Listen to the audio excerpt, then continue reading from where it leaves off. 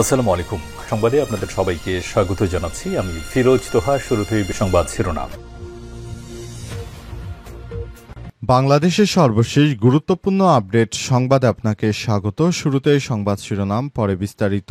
প্রথমেই জানাবো আমাদের হাতে থাকা সর্বশেষ গুরুত্বপূর্ণ সবথেকে তাজা আপডেট সংবাদ। খাগড়াছড়িতে 144 ধারা জারি। খাগড়াছড়িতে 144 ধারা জারি করেছে জেলা প্রশাসক। সদর উপজেলায় আজ 27 সেপ্টেম্বর দুপুর 2টা থেকে শুরু করে অনির্দিষ্টকালের জন্য 144 ধারা জারি করা হয়েছে। খাগড়াছড়িতে সড়ক অবরোধ, সাজেকে আটকে পড়েছে হাজার হাজার মানুষ। এরপর জানাবো প্রধান উপদেষ্টার প্রতি পূর্ণ সমর্থন জানালেন বিশ্ব নেতারা। প্রধান উপদেষ্টা ডক্টর মোহাম্মদ ইউনূসের প্রতি পূর্ণ সমর্থন জানালেন এবং বাংলাদেশের এই গুরুত্বপূর্ণ সময়ে বিশেষজ্ঞ সহায়তা ও অভিজ্ঞতা দেওয়ার আশ্বাস দিয়েছেন বিশ্বের কয়েকজন শীর্ষ নেতা। এদিকে 12 দিন টানা ছুটি ঘোষণা, ঢাবিতে সব ক্লাস পরীক্ষা বন্ধ।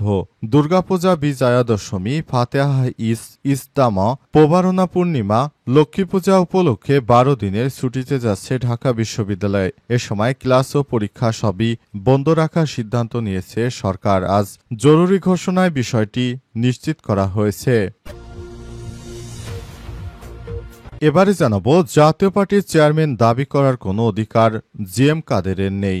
জাতীয় পার্টির চেয়ারম্যান দাবি করার কোনো অধিকার জিএম কাদেরের নেই বলে মন্তব্য করেছেন দলটির এক অংশের চেয়ারম্যান আনিসুল ইসলাম মাহমুদ। আজ গুলশানে জাতীয় পার্টির এক অংশের সংবাদ সম্মেলনে তিনি এ মন্তব্য করেছেন। তিনি বলেন, দলের কাউন্সিলের মাধ্যমে আমাকে ক্ষমতায় বসানো হয়েছে, সুতরাং এখন যদি জিএম কাদের নিজেকে চেয়ারম্যান দাবি করে তাহলে সেটি ভুল করবে। দলের মধ্যে কোন্দল এড়াতে তিনি পরামর্শ দিয়েছেন। এবং সর্বশেষ জানাবো নতুন বাংলাদেশে পুরনো রাজনীতির দিন শেষ বললেন আমির খসরু। বিএনপির জাতীয় স্থায়ী কমিটির সদস্য আমির খসরু মাহমুদ চৌধুরী বলেছেন, এখন নতুন বাংলাদেশে আর আগের মতো কোনো স্বৈরাচারী সরকার ফেরত আসতে পারবে না। সেজন্য সবাইকে যার যার জায়গা থেকে দায়িত্বশীল ভূমিকা পালন করার কথা বলেছেন। প্রিয় দর্শক, এতক্ষণ শুনছিলেন সংবাদ শিরোনাম, এবারে বিস্তারিত। তবে তার আগে বন্ধুরা, অনুরোধ থাকবে এই সংবাদটিতে একটি লাইক দিন। এই চ্যানেলে আপনি নতুন হয়ে থাকলে আমাদের সংবাদটি দেখতে দেখতে চ্যানেলটি সাবস্ক্রাইব করে রাখুন। কমেন্ট করে বন্ধুরা আপনার মূল্যবান মতামত জানিয়ে দিন আপনি বিশ্বের কোন দেশ থেকে বা বাংলাদেশের কোন স্থান থেকে আমাদের সংবাদটি দেখছেন এবং শুনছেন। আর বন্ধুরা, এই সংবাদটি আপনার সোশ্যাল মিডিয়া ফেসবুকে শেয়ার করে বন্ধুদেরও দেখার সুযোগ করে দিন। এবারে বিস্তারিত। খাগড়াছড়িতে 144 ধারা জারি। খাগড়াছড়িতে 144 ধারা জারি করেছে জেলা প্রশাসন। সদর উপজেলায় শনিবার 27 সেপ্টেম্বর দুপুর 2টা থেকে শুরু করে অনির্দিষ্টকালের জন্য চলবে এই 144 ধারা জারি। খাগড়াছড়িতে সড়ক অবরোধ, সাজেকে আটকা হাজার হাজার পর্যটক। খাগড়াছড়িতে স্কুল ছাত্রীকে ধর্ষণের প্রতিবাদ ও দোষীদের গ্রেপ্তারের দাবিতে যুম্ম ছাত্র জনতার ডাকে চলছে সকাল সন্ধ্যা অবরোধ। ভোর থেকে শুরু হয়ে এই অবরোধ চলবে সন্ধ্যা পর্যন্ত। সংশ্লিষ্ট সূত্র থেকে জানা গেছে, সাজেকের ভ্যালিতে প্রায় 2000 পর্যটক আটকে আছেন। খাগড়াছড়ি শহরের অনেক জায়গায় আটকে পড়েছেন অনেকেই। যুম্ম ছাত্র জনতা নামে একটি সংগঠনের ব্যানারে ডাকা এই অবরোধে স্থবির হয়ে পড়েছে পাহাড়ের জনজীবন। ভোর থেকে অবরোধের সমর্থনে জেলার বিভিন্ন স্থানে রাস্তায় টায়ার জ্বালিয়ে পিকেটিং করছে অবরোধকারীরা। সকাল থেকেই খাগড়াছড়ি শহরের চেঙ্গি ব্রিজ স্টেডিয়াম এলাকা, গুইমারা উপজেলার বাইলাছড়ি যৌথখামার এলাকায় পিকেটিং করে সড়কে টায়ারে আগুন দেওয়া হয়েছে। অবরোধের ফলে খাগড়াছড়ি থেকে দূরপাল্লার যাত্রী ও পণ্যবাহী যান চলাচল বন্ধ হয়ে গেছে।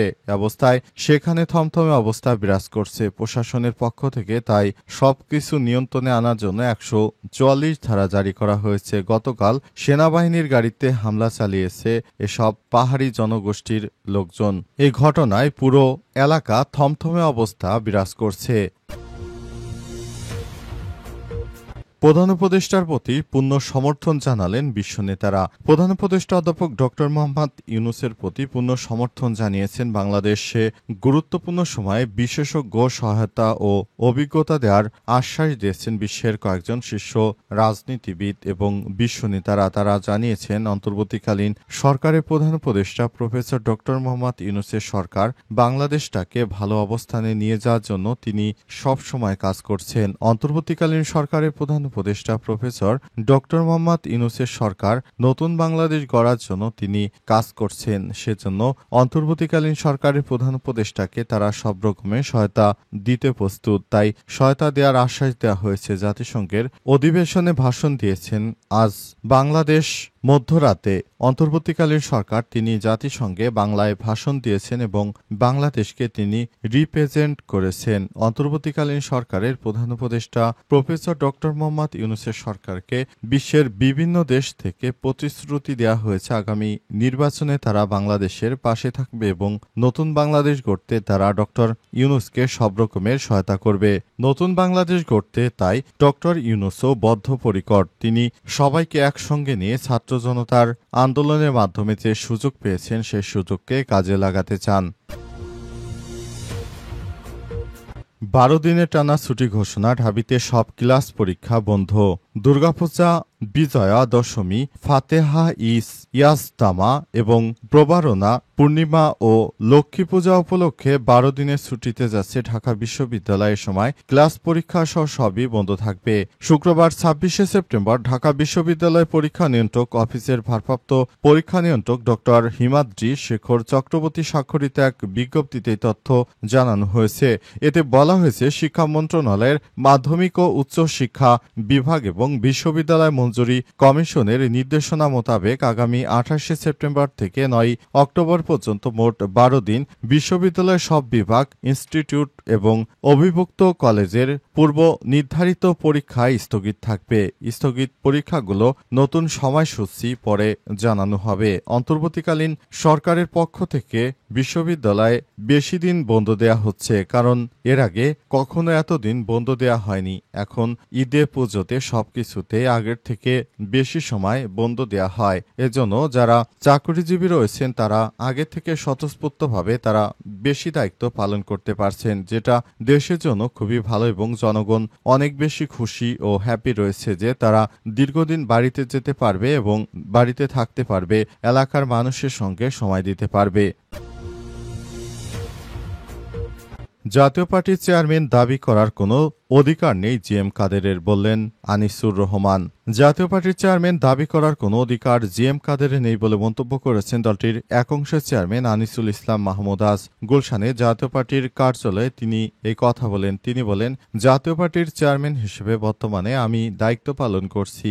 জিএম কাদের তিনি নিজেকে যেভাবে প্রেজেন্ট করতে চাক না কেন, প্রকৃতপক্ষে আমি জাতীয় পার্টির প্রধান নেতা অর্থাৎ চেয়ারম্যান। আমাকে দলীয় কাউন্সিলের মাধ্যমে চেয়ারম্যান নির্বাচিত করা হয়েছে। এখন জিএম কাদেরকে কেউ যদি চেয়ারম্যান হিসেবে মনে করে থাকে তাহলে বলবো জাতীয় পার্টিতে জিএম কাদেরের চেয়ারম্যান হিসেবে কোনো জায়গা নেই, কারণ ইতিমধ্যে পোস্টে আমার জন্য বরাদ্দ দেওয়া হয়েছে। সুতরাং সে যদি চেয়ারম্যান হয় তাহলে হতে চায় তাহলে আগামীতে কাউন্সিলের মাধ্যমে তাকে সে অনুযায়ী কাজ করতে হবে। তা না হলে তিনি কাউন্সিলের মাধ্যমে আর চেয়ারম্যান হতে পারবেন না। বর্তমানে তিনি চেয়ারম্যানের পদে নেই। চেয়ারম্যান বর্তমানে আমি, সুতরাং আমার নেতৃত্বেই জাতীয় পার্টি চলবে বলে মনে করেন আনিসুল ইসলাম মাহমুদ। তিনি বলেছেন, সবাইকে বলবো আপনারা বুঝে শুনে তারপর দায়িত্ব পালন করুন, তা না হলে দলের মধ্যে বিশৃঙ্খল পরিস্থিতি তৈরি হতে পারে। তাকে যেহেতু বাদ দেওয়া হয়েছে, সুতরাং এখন তিনি চেয়ারম্যানের পর্যায়ে দায়িত্ব